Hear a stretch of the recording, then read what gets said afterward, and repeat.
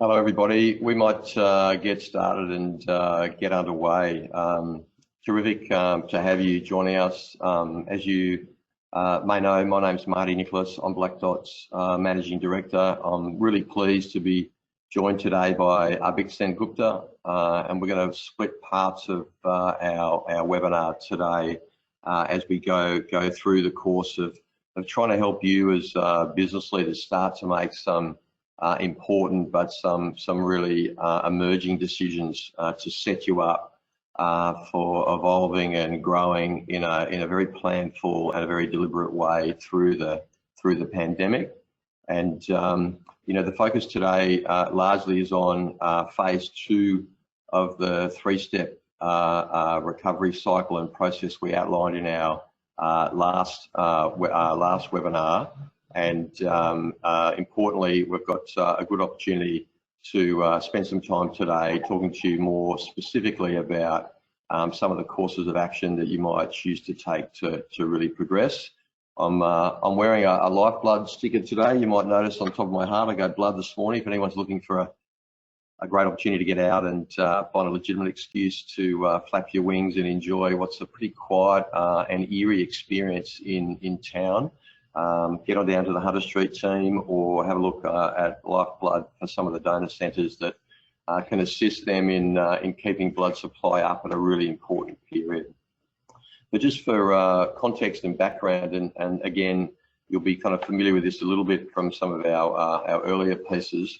We've made a real commitment over the course of the crisis to try and provide as much COVID-19 specific content through forums like these or through our website and some of our more routine blogs to help people help themselves through what's a really stressful period. We're also doing a lot with clients at the moment. It's been a very, very busy period for us, and we're really committed to helping people access the sort of capability they need in a really flexible way to start to affect meaningful change at a rate that we haven't seen before. And I touched on this a little bit earlier, but the 3-phase model that we've really been working with clients through the COVID-19 pandemic response is kind of fairly self-evident in that the first phase has been largely focused on business continuity, safeguarding employees, focusing on building new operational or channel capability to service customers in a new or a different way. And for some organisations, there's been a focus on starting to make some of the really important business viability decisions around OPEX and CAPEX, which means they're going to remain present and be positioned to evolve through and then beyond the crisis itself. So last week we spent a lot of time on the immediate tactical priorities that might form the basis of your initial response. And we're conscious that a lot of organisations are still there, still working through some of the operational implications of working remotely and supporting customers in a way which is sympathetic to some of their immediate challenges. At the same time, a lot of organisations are starting to pivot and turn their mind to how do we survive the immediate downturn, but really importantly, get set up to change the operational DNA or proposition or business model to get set for success, or ideally to kind of collapse the time frame that the underlying pressure or pain that the organisation may be going through is actually experiencing. And look, we spent a little bit of time trying to think about and work through a little bit of research, but also a really practical means for helping you think about the unique choices that might be on offer or available for your organisation.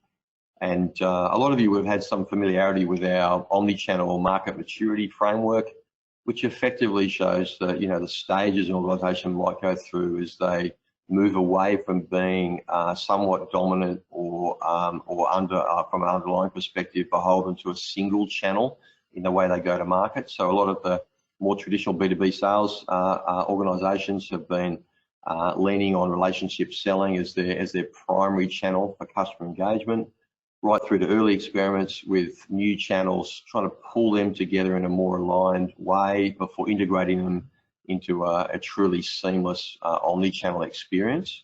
And for simplicity today, we've really captured those 5 stages into 3 relatively self-evident, immature, emergent, and more mature statuses. Then across the top, I guess, a lot of the energy that we've put in of late is to try and profile and understand where organisations are at and what it is that they're doing, because in the work that we're supporting, there's some very different responses that are starting to flow through out of these main categories. So most organisations have been either distressed or fundamentally disadvantaged. It's a smaller proportion who've been advantaged through the crisis itself. And when you start to think about the sectoral impact, the magnitude of the change that might be required, and the time frame it may take to then realise some of the benefits or affect that change, you start to get a much more mature and evolved set of principles around which organisations can start to make decisions or navigate some of those choices. And if you think of this in a sort of classic 3x3 matrix, and you start to overlay some of the sectors that we support or who are very present in the ASX 200, for example, and there's a set of Australian data here that we'll share with you, you can start to see some emergent patterns. So I think everyone's really familiar with the airlines and some of the challenges that are besetting the core operating dynamics of the industry. And Qantas, for example, who most local Australians would have some reasonable familiarity with, you would have seen do an enormous job in trying to pivot away from the traditional carry business to focus more on their loyalty customer base. There's been a lot of sympathetic consideration around flight rebookings. We've obviously seen some important messages go out about status preservation, which is of more significance to some people than others, but also start to focus its energy on some of its non-airline specific products. In real estate too, which is kind of an industry, if you like, that has been built on the real-time emotion-laden experience of the auction. There's been a drive to move that experience digitally, but with sentiment around the market more broadly being so negatively impacted, the sort of sell down and the reduced valuation in the sector has been really material. There's also another category who have more evolved digital capabilities and are also quite distressed, and the shutdown of hospitality venues across the country has really challenged the underlying revenue streams from that sector and some of the associated players like gaming. Media, for example, who's been increasingly digital over the last decade, is facing enormous pressure, particularly around ad sales, but enormous interest around subscriptions as people become more news hungry in the current environment. So you can ordinarily think they might be a net beneficiary across the longer term, but some very serious questions being posed in the near term around viability, given the legacy bias towards ad sales to drive the lion's share of income in that sector. And then you've got another cluster to the right who are either mildly disadvantaged or advantaged and are in the early stages of trying to accelerate their omni-channel maturity. And for example, a lot of professional services firms have been very biased to the relationship selling model with low scalability around digitisation. And in such a dynamic environment like this, to pivot and move quickly to add value creating advice to a discerning customer base at scale becomes a really critical imperative. A lot of the health sciences and the pharmaceutical biotech companies are net beneficiaries of the process, but again have had that natural reliance on trying to compete for access and face time with doctors who are currently overrun through the crisis. And we've seen quite large sales teams across the globe sit on the bench and allow healthcare professionals the time and capacity they need to service a very extraordinary patient load right now. And up the top, there are a host of quite mature omnibus who are either advantaged or potentially well positioned to pivot to take advantage of some of the changes that are emerging. And the banks are a really good one to sort of think about at first glance, where they've done a very, very good job in quickly leading the total market on providing holiday periods for both business and customer customer loans. In net effect, they're deferring the underlying cost, if you like, or expense of that short-term holiday period. So it's a big concession that's highly valued by customers, but is actually low net cost to them, but a really terrific initiative, particularly off the back of some of the challenges the sector's experienced post the Royal Commission. But it's their digital infrastructure around service and product delivery that's been heavily invested in that really should set them up for the next phase of their growth. And I might throw to Beck right now to set us up for a bit of an activity around plotting where your good sales are, and then speaking a little bit more about some of the specifics that you might be able to do depending on the underlying context that you're working with. Thanks, Marty. So once you sort of have a look at those two dimensions around the relative impact of the COVID crisis, and I guess the relative ability of different industries and organizations to sort of deal with that dysfunction, essentially what you end up with is 4 quadrants of organizations. So Marty, if you move to the next slide. And the first one is what we're at the bottom left-hand corner we've called as defend and diversify. So for those organizations that are feeling a fair bit of distress, really it's almost the challenge is almost existential. So if your omnichannel maturity isn't that high, and the nature of your business is such that it's been facing significant headwinds through this, then there's a real imperative to really batten down the hatches and get stronger to survive the downturn, and then remain viable at the end of it. And we'll talk a little bit about what that means in a bit more detail in a second. If your omnichannel maturity is a bit higher, so you've already made some pivots towards digital business, you have a few choices. So it isn't as the threat is not as immediate, and you have the opportunity to de-risk the business and then focus in on those sectors of your customers that are attractive right now or likely to be attractive in the future. And then if you move across to the right, and you find that there's essentially two classes of organizations or industries there.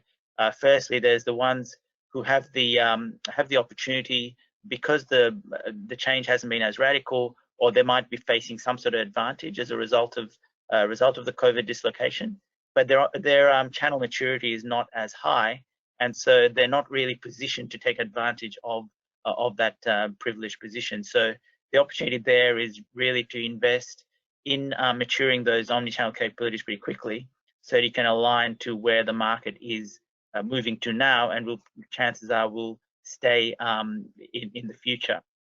And finally, when you're in the top right-hand corner, you're talking about organizations that will actually be net beneficiaries of this current dislocation. So while there will be some short-term pain, and there's obviously a lot of social and economic pain in the broader market, some of these organizations who have some tailwinds as a result of changing market and customer dynamics, and also are fairly mature in their channel capabilities, so they can take advantage of that. And we'll talk a little bit about how that might be a chance for these organizations to really cement their advantage position in the future. So with that sort of frame on that matrix, I was hoping that you could, each of you could just tell us where you are, just so we see which ones are of most interest. So if you just open up on your phone or your laptop with that URL at the top. So we've run this poll before with last week's cohort, and we're hoping to run it again with you guys. Essentially, you want to open up www.pollev.com.au/black-dot. So that's the URL. So if you open up that URL, and it will prompt you to put your name in. We'd encourage you to maybe put in the industry that you're from. Again, we're not that interested in sort of identifying each individual person, but it is interesting to see how the different industry dynamics are playing out. So if you can put in your industry in place of the name, and then sort of basically with your touch point where you are, or with your click if you're on a laptop, into one of those in a sort of 3x3 axis in the middle. So if you just want to open that up, Marty, I have to confess the PolleV website address I've put in is incorrect. It's www.pollev.com. So if we drop the .au out of it, you'll be able to access that online polling option immediately. So in the chat alongside the webinar itself, you'll see some of the instructions in the message section.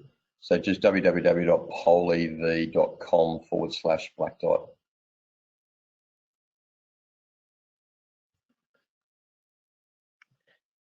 So while we're waiting for this, for people to sort of poll, Marty, we did have a question come through on the questions tab, and this might be one for you to talk to. And the question was: is this framework applicable mainly at the industry level, or are there variations by company?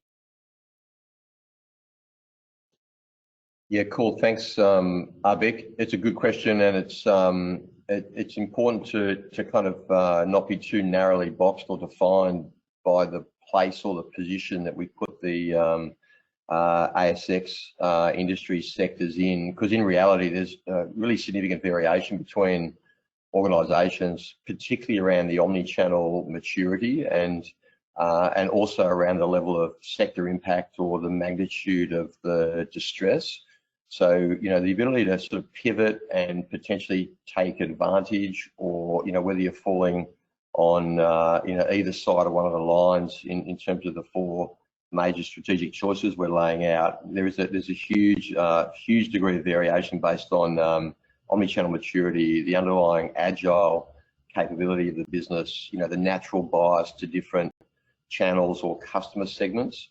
So try and think of it as largely a series of concentric circles that are quite wide around which industry players are captured.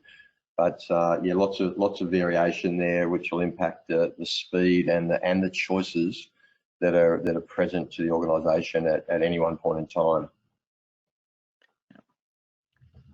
So Marty, did you want to bring up the Pollev results, and we can just see where everyone sort of landed? And you can see that there's sort of a fair bit of activity over on the right-hand side. So as you'd expect, there's a range of variations in people's omni-channel maturity, which we have come to expect. So we've been working in this space for probably a decade now around getting people's channel maturity up, and obviously without the kind of burning platform that the COVID-19 crisis provides, often people will go at different paces depending on the internal organizational dynamics.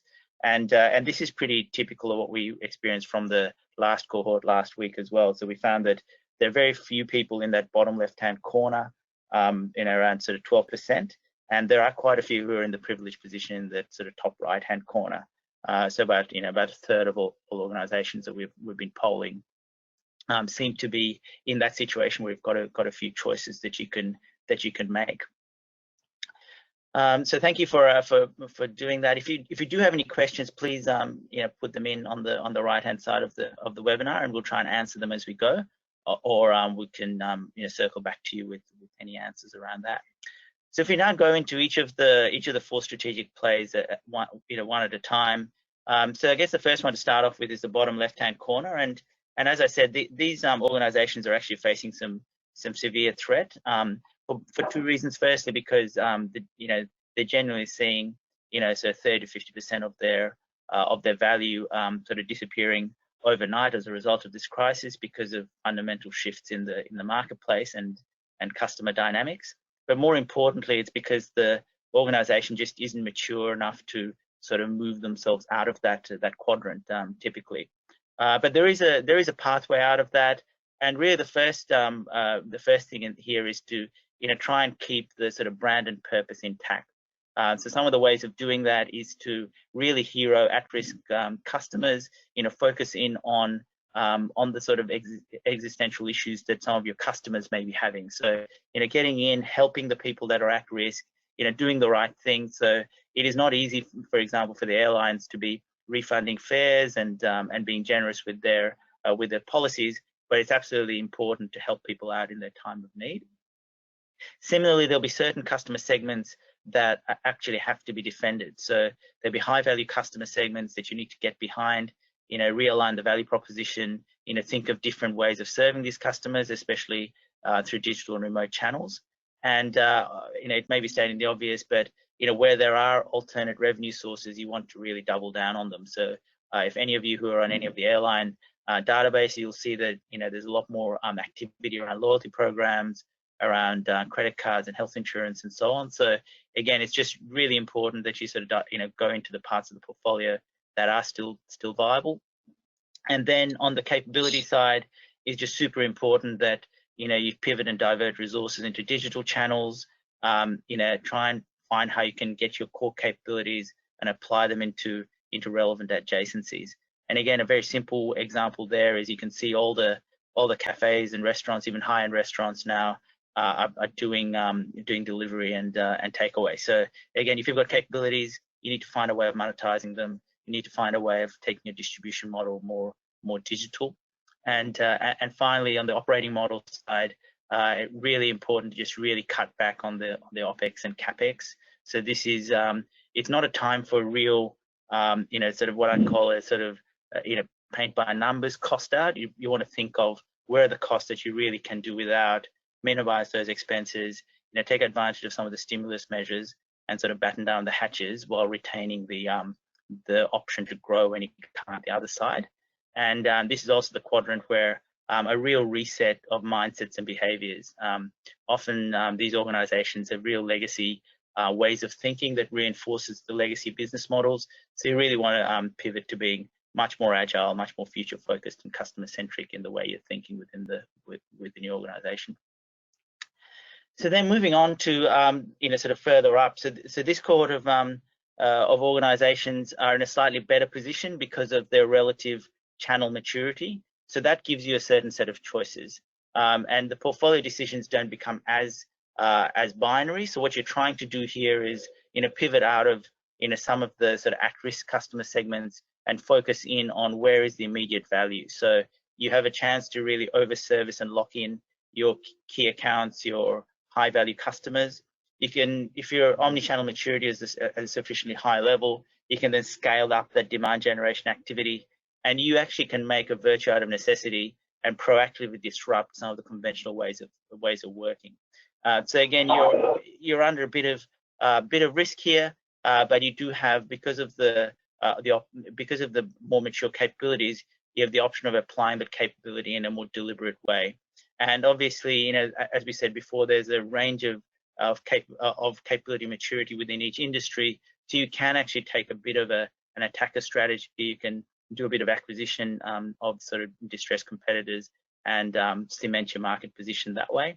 And while it's not as the threat is not as immediate, you really want to make sure that you're super disciplined on your investment slate, on your OPEX, and that you're really focusing in on those capabilities that can support your future growth. And finally, the reset on ways of working, super important for this segment as well. So we now then move on to the right and looking at the quadrant where there may be some less disruption. People are maybe even facing some advantages and facing some higher demand. This is where you can expect that the rebound will come quicker, but some of these organizations, because of the relative lack of maturity in their channel capability, are probably not as well positioned to take advantage of that rebound. So that's where you really got to get ahead of customer preferences. We know that the way consumers and customers are buying and sort of using products and services now, that's here to stay. This is really made some enduring changes and opened up the eyes of people to what's possible through remote and digital channels. So you got to stay ahead of that. Get your sort of finger on the pulse of what's now more important to customers. What are the new moments that matter? What are the changing priorities for customers, and where are the growth segments going to be in the future? And then this is where some fast investment in channel capability, maturing that omni-channel experience is super important. And to do that, you may need to reduce or stand down some of your physical channel expenditure. And finally, if you do have certain level of maturity in digital remote channels, you may need to upweight your resourcing into those segments. And finally, when you go into the top right-hand corner, that's where you're talking about a true sort of good to great story. So some of these sectors and organizations may not actually even feel a downturn. It may be that they're actually feeling some increased demand. So when you're talking about food staples, when you're talking about online retail, it might actually be advantageous for some of these organizations. And that's where you've got the real opportunity, rather than sit back and rest on those laurels, that you can go out there and get that agile loop going, focus on real-time insights, get the pulse on where the market is moving, and stay ahead of where your customer is going to be tomorrow. So you can almost get into the rebound phase early, scale up your demand generation, boost your capacity through your channels, invest ahead of the curve so that you can retain that capability advantage, and then put the right resourcing behind some of these digital remote channels. And again, this is a universal theme across all of these plays. In our experience, the thing that often holds organizations back is the mindset. So it's the disciplined execution, it's the customer centricity, it's the data and digital literacy, and the mindset of the people in the organization to actually get behind a new way of working. So this is a big dislocation, but it's also a massive opportunity that some of these organizations can get behind. So that's probably our sort of viewpoint on each of those 4 quadrants. It'd be good to get comments and questions on any of that. Otherwise, I'll throw back to Marty to just bring it home. Hey, thanks, Abhi. Good job. And we're trying to keep these webinars short and punchy, which we might need to revise, but hopefully it's not too much too quick, and all this content will be available online for each of you at our website. But I think just pick up on that. Marty, there was a question around whether it's we're talking about, is there a difference between B2C and B2B? And I might just kick off, and then you can probably wrap it up. I think a lot of the relative immaturity that we're highlighting is more B2B specific, and also in the B2B to C space, it's more about the customer dynamic rather than the consumer dynamic, because in essence, I think consumer behavior has been more advanced and organizations have anticipated consumer behavior a bit better over the last, say 5 years. So I think if you think about a lot of B2C organizations have already got a lot of the capability, and maybe it's more about pivoting and weighting their resources towards that. I think the real risk is towards some of these B2B organizations where they've had the advantage of sort of concentrated customer bases and the real privilege of being able to use relationship and face-to-face channels for their commercial activity. So the real threat is to B2B, but the principles of response are probably universal across both. Well said. Yeah, just to maybe help us wrap a little bit, I think what's fascinating at the moment is the environment itself is sort of more conducive to a different type of decision making than anything I've seen in a sort of 30+ year consulting career. And it's perhaps stating the obvious, but when the external environment has changed so profoundly, and the internal awareness of the risk and the magnitude of that change is so well understood, you start to see organisations more receptive to change than any of us might have seen in the last 20+ years, even beyond the GFC, principally because the change is so widespread, it's been so simultaneously felt, and it's so fundamental.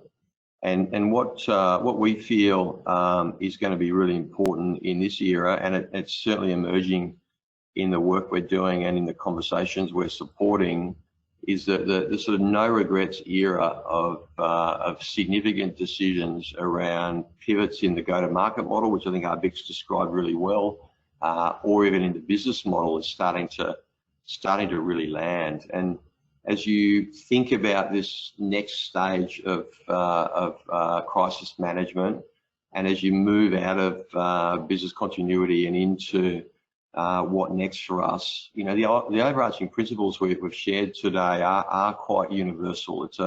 It's a double down on the priority segments where emerging needs and your capabilities start to properly or more meaningfully match. And in those environments where the consumer or the business's willingness to invest or spend are higher, you know, the customer journeys, we knew it pre-COVID, has changed and changed fundamentally. So what it's done is it's changed the journey and the channel mix, but more importantly, the moments that matter are fundamentally different now to what they were before. Supply is more important than convenience. You know, price, not quite as big a driver if it's fundamental from a supply chain perspective to the viability of your business. So you have to really rebase all the journey work you've done to reset around that, which is really a good way to engage the internal teams around why things changed and what our response might be. As Vic mentioned, you know, the investments in digital first go-to-market models that are supplemented by subject matter expertise or face-to-face support, sometimes remote and virtual, sometimes you know, in person. Once the constraints start to unwind, is going to be a much more dominant underlying preference for all organisations. So, you know, we urge you to embrace the fact that, you know, when customer behaviour changes, like it has, there is rarely any reversion back. And people used to talk about, you know, the launch of the smartphone as the single biggest event that changed consumer, customer and buying behaviour. But I really think this one will challenge that in time. On the capability front, you know, I think that the point was very well made that the investments in understanding customer preferences and extracting insight around what that means around experience or demand is really important. Service automation's become a really key driver, as has demand generation capability for the marketing and sales teams, particularly digitally, obviously, given the constraints of the go-to-market today, and being able to evolve and shift and pivot product, which is easier for some industries than for other, and repackage accordingly becomes a really viable and somewhat exciting play if you can do so quickly.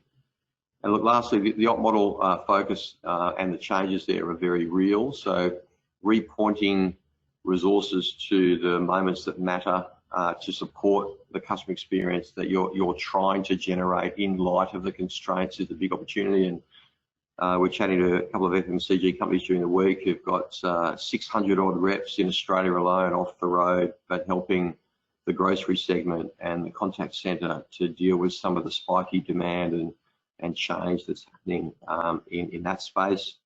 And role and goal clarity is super important in the current environment. Again, I've seen some of the best frontline behaviour of my career in the last few weeks is, you know, whether it's the nation building aspect or the fact that we're all in it together, or whether it's tapping on people's underlying desire to do the right thing, it just shows you that, you know, you can bet on human nature a lot, and the behavioural side is not the issue at the moment. People are ready and able to help, or we're willing to help, but, you know, sometimes they're not as able to help if the channel maturity and some of the digital capability doesn't assist them. So the investment in kind of bringing that to bear becomes really important, and it does help you kick up out of the functional splits that have defined organisation structures for a long period of time, and really starts to stitch together some new ways of working across functions on both planning at an agile level, and then, you know, more importantly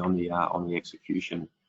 So a lot to get done, a lot to reflect and prioritise, but hopefully today and over the course of the coming months, some of the insights that we might be able to share and the assets we'll make available to you can help you navigate some of the decision making that's coming your way. So by all means, subscribe. I think you all know where the website is, and there's a lot that's available and coming that we generally hope you find useful. Hey, good luck in the near term. We're very happy to chat along the way, and one of the great privileges of a consulting career is that you get to see a lot of different things at the same time. So if you want to reach out and have a chat, know we're here, and we're really keen to help. Good luck making the calls you've got to make, and all the very best. Stay safe, everyone.